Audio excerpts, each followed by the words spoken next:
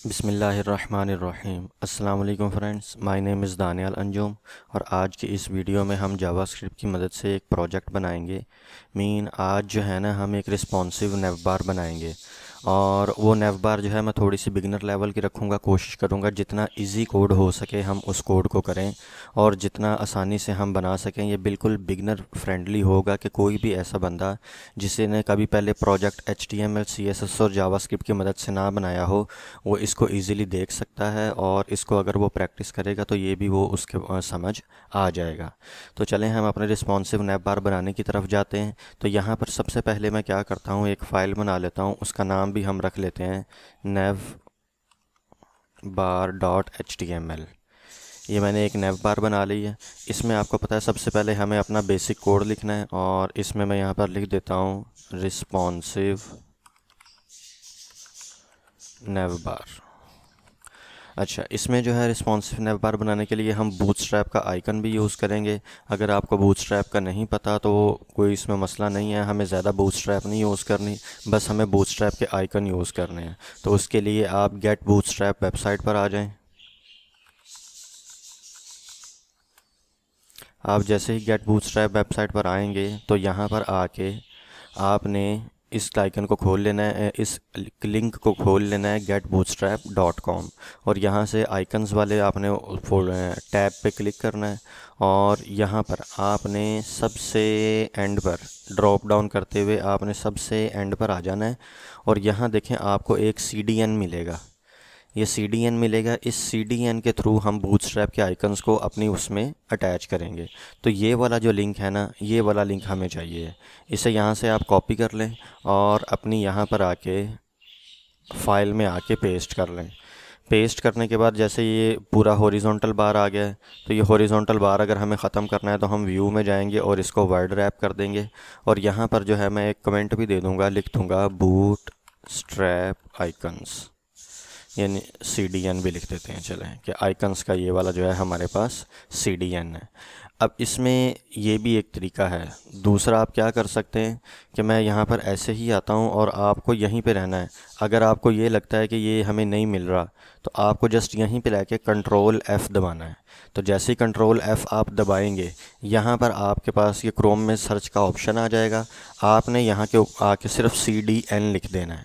तो जैसे ही आप CDN लिखेंगे, देखें आपको दोबारा उसी जगह पे वो ले आया है। अब आपने क्या करना है, आपने यहाँ से दोबारा इसको ऐसे ही कॉपी कर लें, और कॉपी करने के बाद अपने यहाँ पर VS कोड में आके पेस्ट कर दें। तो आप यहाँ से देखेंगे कि हमारे पास ये जो है ये आइकन लग गया है, आइकन्स का लिंक लग गया है। हमें दरअसल इसमें सिर्फ एक ही आइकन चाहिए, उसकी बात करते हैं। हम यहाँ पर दोबारा फर्स्ट पे चले जाते हैं और मैं यहाँ पर सर्च करूँगा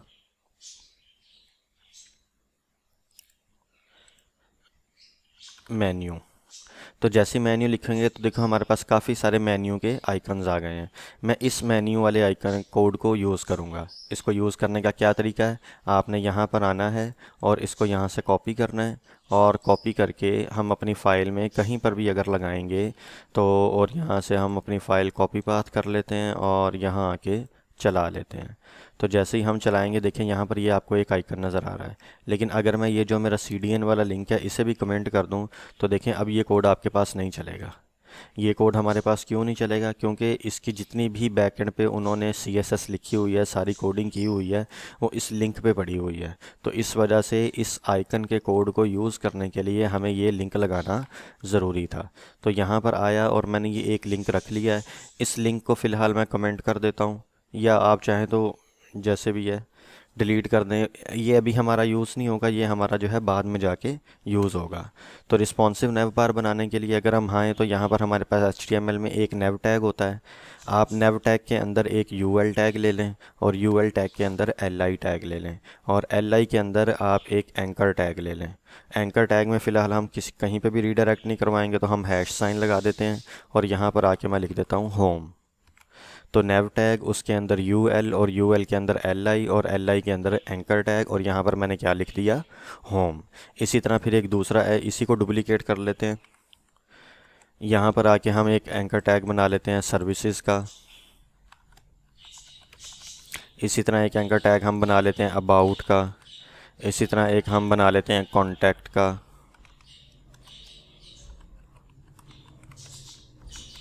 और इसी तरह हम एक एंकर टैग बना लेते हैं ब्लॉग का। तो अब अगर आप देखेंगे तो हमारे पास जो है कुछ इस तरह नज़र आ रहे हैं ये वाले, और इसमें हम एक्सटर्नल CSS यूज़ कर लेंगे। तो मैं यहाँ पर आता हूँ और मैं यहाँ पर एक बना भी देता हूँ navbar.css नाम से एक फ़ाइल। अब इस फाइल को हमें यहाँ पर इंक्लूड करना है, तो मैं यहाँ पर आता हूँ और पहले कमेंट कर देता हूँ माई CSS फाइल या लिंक लिखने। तो जैसे ही मैंने ये लिख दिया, इसे भी कमेंट कर देता हूँ और यहाँ पर आके आपको पता है लिंक लिखना है और ये CSS वाला हमें सेलेक्ट करना है और यहाँ पर मुझे अपनी फ़ाइल का नाम दे देना है और मेरी फ़ाइल का नाम है navbar.css। तो ये CSS हमारे पास आ गई। अब देखते हैं ये CSS इंक्लूड हुई भी है या नहीं। तो उसके लिए आपको मैं वैसे ही टैग लिख देता हूँ कि बॉडी टैग का बैकग्राउंड कलर रेड कर दो। जैसे किया तो अगर रेड हो जाता है तो हमारी CSS देखें इंक्लूड है। तो अब इस CSS की तरफ आते हैं, ये हमारा सारा कोड ठीक है। अब आपको करना क्या है, सबसे पहले देखें जो हमारे पास ना थोड़ा सा सीक्वेंस को समझना है। सीक्वेंस ऐसे कि ये बात जहन में रखें, हमारे पास एक नेव टैग है, नेव के अंदर हमारे पास एक यूएल टैग है और यूएल के अंदर हमारे पास एल है और एल के अंदर हमारे पास जो है वो क्या है, एंकर है। तो मैं सबसे पहले अगर आऊँ तो यहाँ पर आप एक चीज़ देखेंगे कि जो ये नेव है, यूएल है, यूएल के अंदर एल है और एल के अंदर एंकर है। सबसे पहले तो हमें ये डॉट ख़त्म करने हैं।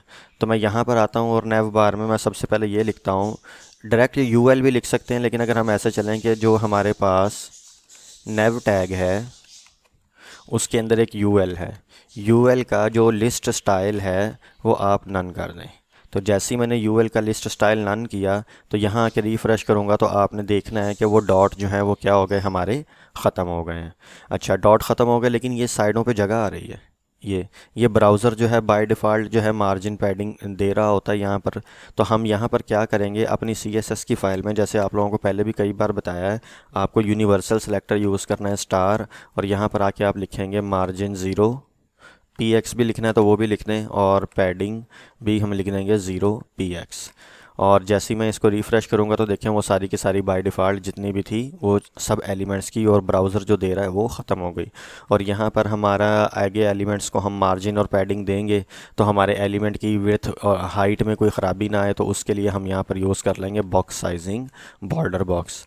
तो ये भी हमारा यहाँ पर पहले भी आप लोगों को कई बार बताया, जब भी आपने वेबसाइट बनानी है तो ये वाला कोड आपने इम्प्लीमेंट लाजमी कर देना है। अब यहाँ पर आ गए, एक नेव टैग ले लिया, उसके हमने ये इसको कर दिया। अब एक चीज़ देखें कि होम सर्विसेज अबाउट कॉन्टैक्ट जो है ना, असल में ये हैं क्या, ये क्यों ऊपर नीचे आ रहे हैं। तो यहाँ पर आप ये देखेंगे तो मैं एक बार एक काम करता हूँ, मैं लिखता हूँ नेव, उसके अंदर यूएल और उसके अंदर एल आई का मैं अगर बैकग्राउंड कलर रेड करूँ तो अब आप देखेंगे आपको एल इस तरह नज़र आ रहे हैं कि ये वाला एल पूरी जगह ले रहा है, फिर ये वाला एल भी पूरी जगह ले रहा है, ये वाला एल भी पूरी जगह ले रहा है। अगर नहीं नज़र आ रहा तो हम कि कैसे पता लग रहा है, तो मैं यहाँ पर बॉर्डर लेता हूँ और यहाँ लिख देता हूँ 2 पिक्सल सॉलिड ब्लैक। तो अब आपको नज़र आएगा।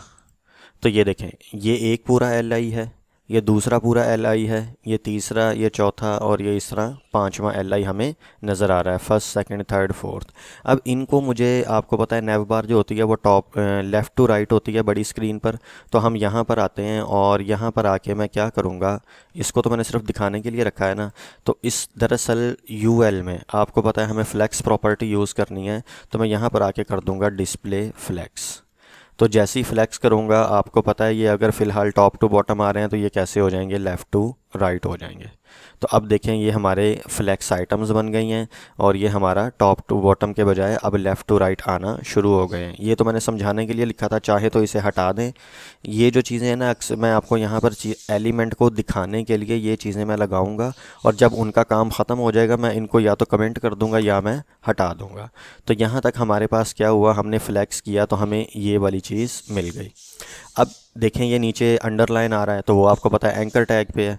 तो मैं यहाँ पर आके लिखूँगा कि नेव के अंदर, यानी नेव के अंदर का मतलब क्या है कि ये मेरे पास एक नेव टैग है, उसके अंदर यूएल है, उसके अंदर एल है और एल के अंदर एंकर टैग है। तो मैं यहाँ पर आके लिखूँगा नेव टैग के अंदर यूएल के अंदर li के अंदर एंकर, या ऐसे भी पढ़ सकते हैं भाई HTML में जाओ, वहाँ पे एक नेव टैग होगा, उसके अंदर यूएल टैग होगा, उसके अंदर कोई li टैग होगा, और वहाँ पर एंकर टैग जो है उसका टेक्स्ट डेकोरेशन जाके नन कर दो। तो जैसे ही मैंने यहाँ पर आके टेक्स्ट डेकोरेशन नन किया तो यहाँ पर देखें वो अंडरलाइन जो है वो क्या हो गया, ख़त्म हो गया है। अच्छा, एक और बात, ये जो आपका एंकर टैग होता है ना, ये इनलाइन एलिमेंट होता है। तो अगर ये इनलाइन एलिमेंट है, हम इसे टॉप बॉटम से मार्जिन देंगे तो भी ये मसला करेगा, पैडिंग देंगे तो ये ओवरलैपिंग वाले सीन में आ जाता है। तो इसलिए हम यहीं पर एंकर टैग को क्या करेंगे, डिस्प्ले ब्लॉक कर देंगे। तो जैसे ही डिस्प्ले ब्लॉक करेंगे तो अब इसके ऊपर हमारी जो मार्जिन पैडिंग है वो सही से वर्क करेगी, कोई भी मसला नहीं आएगा। तो मैं यहाँ पर आता हूँ, या चलो ये छोड़ो, इसे ख़त्म करते हैं, मैं आपको लगा के दिखाऊंगा। आगे ये हमने यूज़ करना है, बस आपने ये बात याद रखनी है। अब ये हमारे पास आ गया है, हम एक काम कर लेते हैं, जो यूएल टैग है इसका हम बैकग्राउंड कलर जो है वो रेड कर देते हैं। तो देखिए हमारे पास ये कुछ ऐसा आ गया है, और जो एंकर टैग्स हैं इनका कलर जो है वो हम वाइट कर देते हैं ताकि हमें ये कुछ अच्छे से नज़र आ जाएं। तो ये हमारे पास नज़र आ रहे हैं। थोड़ा सा मैं साइज़ इंक्रीज़ कर देता हूँ ताकि आपको नज़र आए। अब अगर हम टॉप बॉटम से पैडिंग की बात करें, अब ये थोड़ा सा ज़रा आपने गौर करना है क्या मसला आएगा। मैं यहाँ पर आता हूँ और मैं कहता हूँ जो li हैं, li में, या यहाँ पर भी आप कह सकते हैं, नहीं तो चलो li में अगर आ जाए, मैं यहाँ पर कहता हूँ पैडिंग जो है वो टॉप बॉटम से 15 पिक्सल की आ जाए, और लेफ़्ट राइट से जो पैडिंग है वो 20 पिक्सल की आ जाए। तो जैसे ही मैं ये चीज़ लिखूँगा तो आप देखेंगे यहाँ पर ये आ गया। लेकिन इसमें अब मसला ये आया है कि आप देखेंगे कि यहाँ पर होम के ऊपर रखूँ तो कर्सर मेरा चेंज हो रहा है, लेकिन अगर मैं इधर लेके जाऊँ तो कर्सर चेंज नहीं हो रहा। और यही चीज़ अगर मैं यहाँ पर आके एक थोड़ा सा आपको होवर इफ़ेक्ट लगा के दिखाऊँ, इसे मैं कॉपी करता हूँ और यहाँ आके मैं कहता हूँ एंकर पर जब होवर हो तो फिर क्या करना है, बैकग्राउंड कलर रेड ही हो, लेकिन रेड की हम थोड़ी सी शेड चेंज कर देंगे, और ये शेड हम यहाँ पे ले आते हैं, ये रेड की शेड कर देंगे। तो अब आपको नज़र आएगा, जैसे रिफ़्रेश करता हूँ तो देखें ये बैकग्राउंड कलर आपको नज़र आ रहा है। ये सिर्फ इतना है, मैं चाहता हूँ ये इतना ना रहे, पूरे के पूरे लिंक के ऊपर जो है वो पूरा का पूरा एंकर टैग आए। तो उसके लिए हम यहाँ पर क्या करेंगे, ये जो है यहाँ पर मैं आके सिर्फ ये वाली पैडिंग हटा दूँगा, कट करूँगा, और इसको यहाँ एंकर टैग में दे दूँगा, और यहाँ पर आके मैं लिख दूँगा डिस्प्ले ब्लॉक। तो अब डिस्प्ले ब्लॉक लिखने से ये होगा, ये पूरा का पूरा एलिमेंट भी बन जाएगा। और देखो अब आपका पूरा का पूरा बॉक्स बना नज़र आ रहा है, कहीं पे भी आप क्लिक करेंगे तो आपका वो जो है एंकर टैग वर्क करेगा। यहाँ पर भी देखें लिंक है, यहाँ पर भी, यहाँ पर भी, यहाँ पर भी। तो एंकर टैग का ये फ़ायदा होता है, अगर इसको हम दोबारा अपने रीसाइज़ कर लें, रीसेट पे आ जाएं, तो अब देखें यहाँ पर आ रहा है होम, सर्विसेज, अबाउट, कॉन्टैक्ट, और ये हमारे पास क्या आ रहा है, ब्लॉग आ रहा है। तो यहाँ पर हमने क्या किया है, अभी तक हमने जो है एक नेव बार बना ली है, और इस नेव बार को अगर आप देखेंगे, मैं इसे थोड़ा स्क्रीन छोटी करता हूँ तो ये आपको कुछ इस तरह नज़र आ रहा है, और अभी तक हमारे पास कोई भी मसला नहीं आ रहा। तो यहाँ तक हमारे पास ये ओके है। या आप चाहें तो इसमें अगर मज़ीद कुछ आइकन्स ऐड करने हैं, या आइकन कह रहा हूँ लिंक ऐड करने हैं, तो हम कर लेते हैं home, services, about, contact, blog, और क्या ऐड करें, हाँ यहाँ पर आते हैं और इसको हम कर देते हैं एंड पे ले जाते हैं यहाँ पर, और यहाँ पर आके मैं लिख देता हूँ माई अकाउंट, या प्रोफाइल कर दें, प्रोफाइल पेज आ गया यहाँ पर। तो यहाँ से आप क्या कर सकते हैं, अपनी प्रोफाइल को भी एक्सेस कर सकते हैं, और उसके बाद प्रोडक्ट्स का भी एक ऐड कर देते हैं हम यहाँ पर। मैं ख़ुद ज़रा थोड़े से बढ़ाना चाह रहा हूँ ताकि मैं यहाँ पर बढ़ा लूँ और आपको बाद में वो सारी की सारी चीज़ें दिखाऊँ। राइट क्लिक करके आपने इंस्पेक्ट पे आना है और अब इस एलिमेंट पे क्लिक करना है। ये आपकी रिस्पॉन्सिवनेस को कंट्रोल करता है। सबसे पहले तो मैं इसको थोड़ा सा डाउन कर देता हूँ, तो ये आपको इस तरह नज़र आ रहा है। और अब अगर मैं इस आइकन पर क्लिक करूँ तो देखें ये रिस्पॉन्सिव वाला आ गया। अब यहाँ तक हमारा ओके था। आपने ना इसको देखना है यहाँ पर, ये हमारी स्क्रीन की विड्थ को कंट्रोल करेगा, इसी के थ्रू हम अपना सारा का सारा काम करेंगे। तो अभी जो है मेरे पास स्क्रीन जो है वो 1194 है, यानी उससे ऊपर और आगे हर जगह पे ये ऐसा ही दिखेगा। मैं चाहता हूँ कि यहाँ पर आने के बाद जो है यहाँ पर 7 6 यहाँ आ जाते हैं। दरअसल मैं ना बूटस्ट्रैप के ही ब्रेक पॉइंट यूज़ करता हूँ ताकि आगे आपको समझ भी आ जाएगी। तो यहाँ आप आएँ और डॉक्स पे आएँ और यहाँ पर आ जाते हैं हम, ये रहा ब्रेक पॉइंट्स पे। दरअसल आपने ये कुछ नहीं देखना, चीज़ मुझे ये चाहिए, ये वाली 768 और 992। तो अब चाह ये रहा हूँ मैं CSS की मीडिया क्यूरीज़ यूज़ करूँगा, और मीडिया क्यूरीज़ में मैंने ये करना है कि 768 पिक्सल से ऊपर और 99.992 पिक्सल तक आपको क्या करना है। जो मैं ये नेव बार है यहाँ पर अभी फ़िलहाल ये लेफ़्ट से अलाइन है, मैं लेफ़्ट से अलाइन करने के बजाय मैं चाहता हूँ कि ये वाली जो है सेंटर में आ जाए, यानी 992 से ऊपर तक यहीं पे रहे। लेकिन जैसे ही यहाँ पर मैं 991 करूँ, यहाँ पर देखें 992 दिया हुआ है ना, जैसे ही मैं यहाँ पे 991 करूँ या इससे पीछे जाऊँ तो ये जो नेव बार है ये आपके पास सेंटर में आ जाए। तो उसके लिए हमें मीडिया क्यूरीज़ यूज़ करनी पड़ेंगी। तो मैं यहाँ पर आता हूँ और यहाँ पर आके मैं लिख लेता हूँ CSS मीडिया क्यूरीज़। तो जैसे ही लिखा ये आपके पास वेबसाइटें आ जाएंगी, हम इसे ओपन कर लेते हैं। इतनी सारी हैं, कहीं ना कहीं से हम कोई ना कोई मीडिया क्यूरी लाजमी मिल जाएगी। तो जैसे आप देखेंगे कि हमें ये वाली जो है CSS मीडिया क्यूरी मिल रही है। अच्छा, और यहाँ पर आएंगे हम, ये आपको कॉपी कर लेना है। जैसे देखें ये कोड लिखा हुआ है, मैं इस कोड को कॉपी करता हूँ।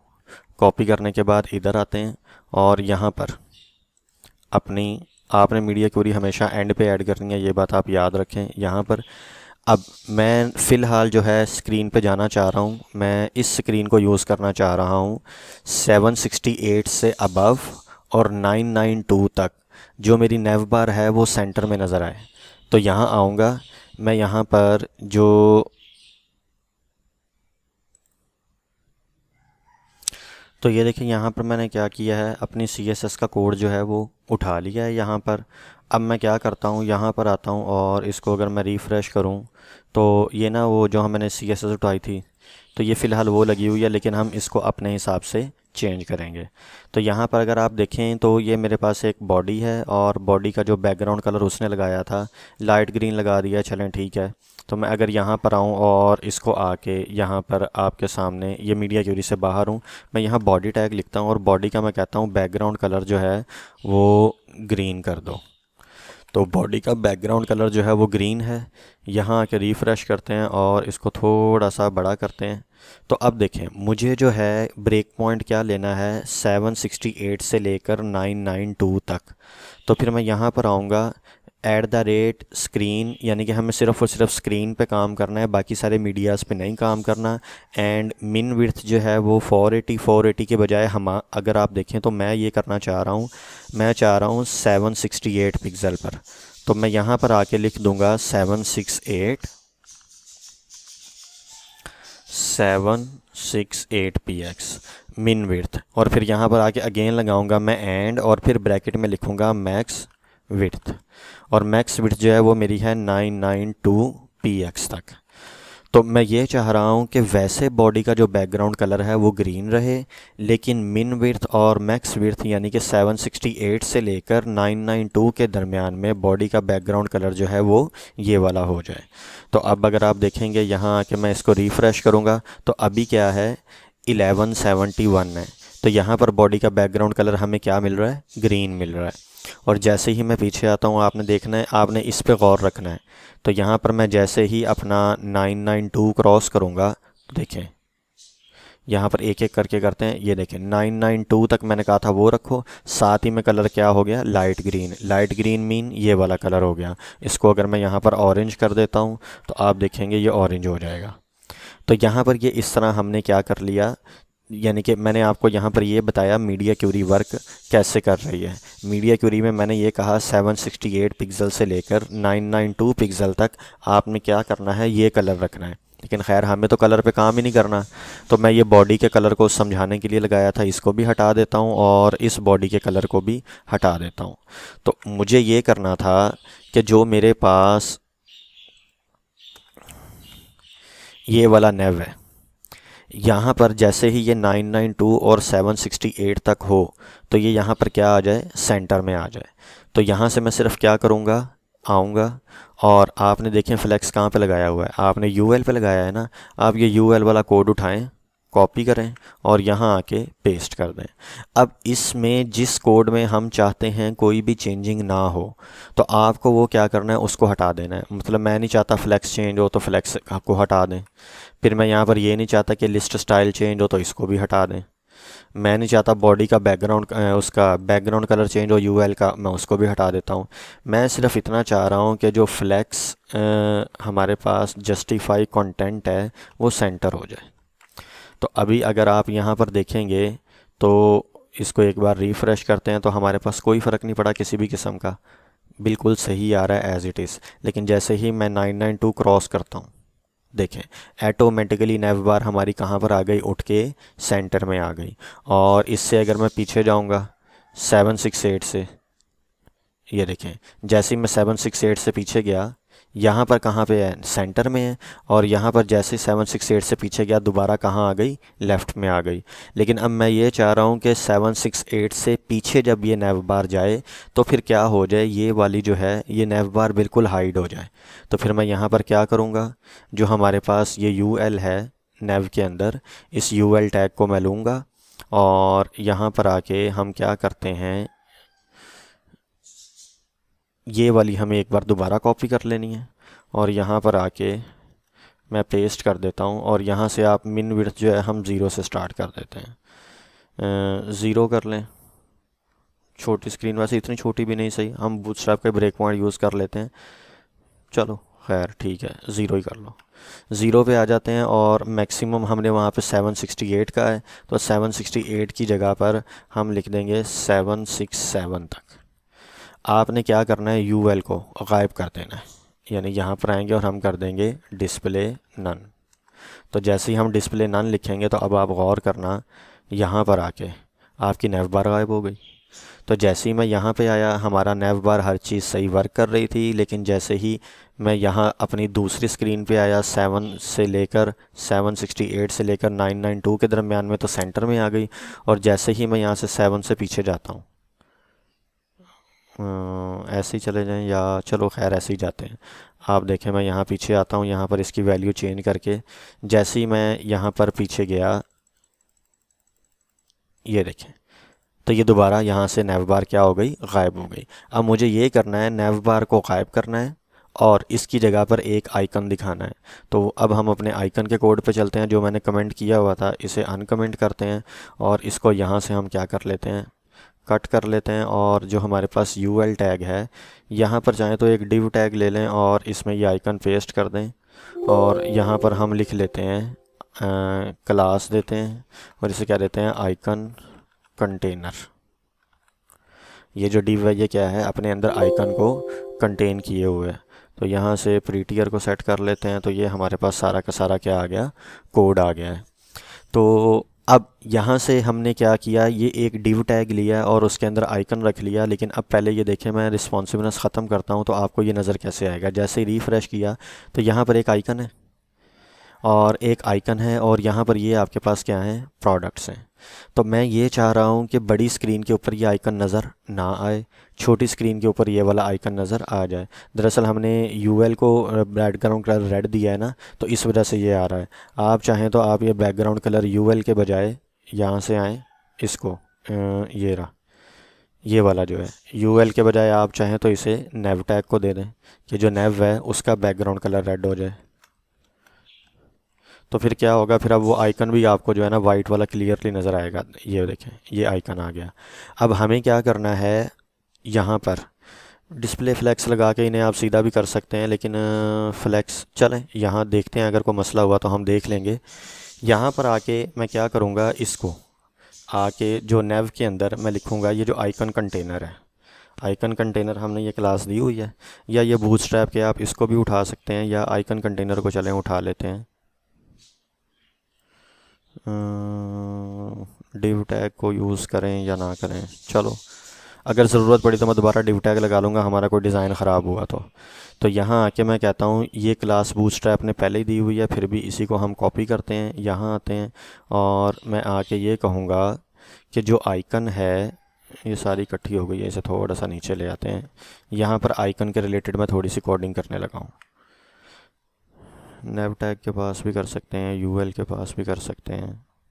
चलो यहाँ पर आके मैंने ये कहा बूटस्ट्रैप का जो आइकन है वो क्या हो जाए, वो रहे डिस्प्ले नन। डिस्प्ले नन का मतलब ये होता है उसे स्क्रीन से गायब कर दो, वो नज़र ही ना आए। तो जैसे ही मैं यहाँ पर आया तो देखिए वो स्क्रीन पे आपको नज़र नहीं आ रहा और हमारी बिल्कुल जो है वैसे की वैसी नेव बार काम कर रही है। अब मैं यहाँ पर आके क्या करूँगा, जो मैंने डिस्प्ले नन किया है इसी को यहाँ से कॉपी करूँगा और छोटी स्क्रीन पे आके यूएल को मैं ख़त्म कर दूँगा और आइकन को मैं डिस्प्ले ब्लॉक कर दूँगा। यहाँ पर ब्लॉक करके मैं आइकन को दिखा दूंगा। तो जैसे ही रिफ़्रेश किया देखें कोई चेंजिंग नहीं है, लेकिन अगर मैं इंस्पेक्ट पे जाऊं तो हमारे सामने ये स्क्रीन खुल गई है। इसे मैं यहाँ पर रिफ़्रेश करता हूं तो हमें देखें थोड़ा सा रीसाइज़, तो ये सही नज़र आ रहा है, इस स्क्रीन के ऊपर सेंटर में आ रहा है। उससे छोटी स्क्रीन पर वो गायब हो गई है आपकी और यहाँ पर आपके पास क्या हो गई है, ये आइकन शो हो गया है। अच्छा, अब आइकन की थोड़ी सी स्टाइलिंग कर लेते हैं। तो यहाँ पर जो आइकन है इसका मैं कहता हूँ फ़ॉन्ट साइज़ जो है वो 50 पिक्सल हो जाए, देखते हैं कितना आता है। ये देखें अब थोड़ा सा बड़ा हो गया है, हमें नज़र आ रहा है। और उसके बाद इसका कलर जो है वो हम वाइट कर देते हैं, क्योंकि वो पीछे रेड कलर चल रहा है ना, तो वाइट ज़रा ज़्यादा प्रोमिनेंट हो जाएगा। यहाँ आके लिखते हैं कलर और इसको कर देते हैं वाइट। तो अब देखें हमें ये आइकन का कलर भी नज़र आ गया। अब ये आइकन इस साइड पे है, आप चाहते हैं ये वाला आइकन इस साइड पे आ जाए, तो यहाँ पर आके हम इसको कर देते हैं फ्लोट एंड राइट। तो जैसे ही फ्लोट राइट करूँगा तो ये आइकन, अच्छा पता है क्या हुआ है हमारा, ज़ाहिर है वो ओवरफ्लो हो जाएगा, वो उससे बाहर निकल जाएगा। तो हमें इसके पीछे डिव कंटेनर को ओवरफ्लो ऑटो करना पड़ेगा, तब वो नज़र आएगा। तो फ्लोट हम यूज़ ही नहीं करते। फ्लोट यूज़ करने के बजाय अगर हम टेक्स्ट अलाइन आप एंड करें, देखें काम करता है भला, एंड या राइट। तो ये देखें यहाँ पर हमारे पास क्या आ गया, आइकन यहाँ से उठ के इस साइड पे आ गया। और अगर इसे थोड़ा सा साइड से हटाना है तो हम कहते हैं मार्जिन राइट से 15 पिक्सल का आ जाए। तो अब ये आइकन थोड़ा सा हट के आ जाएगा, यहाँ पर ये आइकन आ गया हमें। तो यहाँ पर हमें ये नज़र आ गया सारा का सारा। बड़ी स्क्रीन पे नैव बार हमारी ऐसी है, उससे अगर हम दरमियान में आ जाएं टैबलेट तक तो यहाँ पर हमारे पास ये इस तरह की स्क्रीन आ रही है और यहाँ पर हमारे पास वो गायब हो गई और हमारे पास आइकन आ गए। अभी फ़िलहाल दरअसल आपको पता है मोबाइल में जो मेन्यू होता है वो टॉप टू बॉटम होता है ड्रॉप डाउन में। तो यहाँ पर तो ये ऐसे नज़र आ रहा है। मोबाइल पे आके भी इसका हम थोड़ा सा काम कर लेते हैं। जो हमारे पास यूएल है ये हमने इसको जस्टिफाई कंटेंट सेंटर किया था और डिस्प्ले नन किया हुआ है। तो डिस्प्ले नन को फ़िलहाल मैं ज़रा हटाता हूँ। तो यहाँ पर आके हम देखते हैं अब हमें क्या करना है। तो हमें ये इस तरह नज़र आ रहा है, लेकिन मुझे इसको इस तरह नहीं दिखाना। तो इस तरह नहीं दिखाना तो फिर क्या करना है, तो फिर हम यहाँ पर आएंगे और यहाँ पर आके मैं कर दूँगा flex direction column. Flex direction column का ये मतलब है कि इसे लेफ़्ट टू राइट दिखाने के बजाय टॉप टू बॉटम में ले आओ। तो देखो ये अब आपके पास क्या आ गया, फ्लेक्स डायरेक्शन कॉलम हो गई। और यहाँ पर जो यूएल है उसके अंदर एलआई भी है हमारे पास और जो टेक्स्ट है। तो मैं यहाँ आता हूँ और आके कहता हूँ जो नेव के अंदर यूएल है उसके अंदर जो एलआई है उसका बैकग्राउंड कलर एक बार आप ग्रीन करके देखें तो आपको एलआई नज़र आएंगे। कहाँ तक हैं जी, तो एलआई सारे के सारी जगह कवर कर रहे हैं। तो फिर ये बैकग्राउंड कलर हटा के हम यहाँ पर लिख देते हैं टेक्स्ट अलाइन सेंटर, कि आपके अंदर जो भी चीज़ है उसे सेंटरली अलाइन कर दो। तो देखें हमारे पास ये सारा का सारा टेक्स्ट क्या आ गया, सेंटर में आ गया। तो ये अब हमारा देखें एक पूरा मेन्यू हमारे पास बन चुका है। तो यहाँ तक हमने क्या किया, एक पूरा अपना रिस्पॉन्सिव मेन्यू बना लिया। अब हमें बस इस पर जावास्क्रिप्ट का कोड इम्प्लीमेंट करना है कि हम यहाँ से इसको ऑन कर देते हैं। ऑन करने के बाद आपको क्या करना है, इसको जो है डिस्प्ले एक बार गायब करवाना है और एक बार शो करवा देना है। तो यहाँ आए हमारे पास ये ऐसे ही है, बस आपने यहाँ पर क्लिक करना है। जैसे ही कोई क्लिक करे तो यहाँ पर हमारे पास क्या है नज़र आ जाए। तो जो हमारे पास यहाँ पर आइकन है ये रहा, इस आइकन को आके हम एक आईडी दे देते हैं। और लिख देता हूँ मेन्यू आइकन। जैसे ही मैंने मेन्यू आइकन लिखा इसे मैं कॉपी करता हूँ। कॉपी करके हमें स्क्रिप्ट टैग लेना है, तो मैं यहीं पर बॉडी टैग के, तो यहाँ आप ये देख सकते हैं कि हमने जो है अपनी एक नेव बार बना ली है। और इस नेव बार को जो है अब हमें क्या करना है, बस जावास्क्रिप्ट लगा के थोड़ा सा रिस्पॉन्सिव करना है। जैसे मैं यहाँ पर अगर इस स्क्रीन को थोड़ा सा छोटा कर लूँ तो आप देखेंगे कि जैसे ही यहाँ पर हमारी लेफ़्ट साइड पे है, लेकिन जैसे ही हम 767 और 992 के इन बिटवीन आएंगे ये सेंटर में हो जाएगी, और उससे छोटी स्क्रीन पे आएंगे तो ये हमारे पास गायब हो जाएगी, और यहाँ पर हमारे पास क्या आ जाएगा, मेन्यू आइकन आ जाएगा। अब इस मेन्यू आइकन पे हमें अपना काम करना है। तो मेन्यू आइकन पे काम करने के लिए मैं यहाँ पे आता हूँ और यहाँ से अब हम जावास्क्रिप्ट का कोड स्टार्ट करते हैं। तो मैं यहाँ पर आके स्क्रिप्ट टैग लिखता हूँ, और स्क्रिप्ट टैग में सबसे पहले हम क्या करेंगे, इस मेन्यू आइकन को मैं यहाँ पर एक आईडी दे दूँगा मेन्यू आइकन नाम की, और इसे यहाँ से कॉपी कर लूँगा। कॉपी करके यहाँ आऊँगा और लिखूँगा const menu icon is equal to document, यानी डॉक्यूमेंट में जाओ, वहाँ एलिमेंट होगा मेन्यू आइकन नाम का, उसकी आईडी से उसे गेट कर लाओ। गेट करने के बाद यहाँ पर अगर हम इसे कंसोल करवाएं और यहाँ पर लॉग करें और हम देखें हमें मेन्यू आइकन मिल रहा है या नहीं मिल रहा। तो जैसे मैं यहाँ आता हूँ, इसे रिफ़्रेश करता हूँ, इसे स्क्रीन को बड़ा कर लेते हैं और राइट क्लिक करके इंस्पेक्ट पे चले जाते हैं। जैसे कंसोल में करूँगा तो देखें हमें मेन्यू आइकन मिल रहा है, और वो हमें छोटी स्क्रीन पे यहाँ पर नज़र भी आ रहा है। अब मैं ये चाहता हूँ मेन्यू आइकन पे जब क्लिक हो तो कुछ परफॉर्म हो।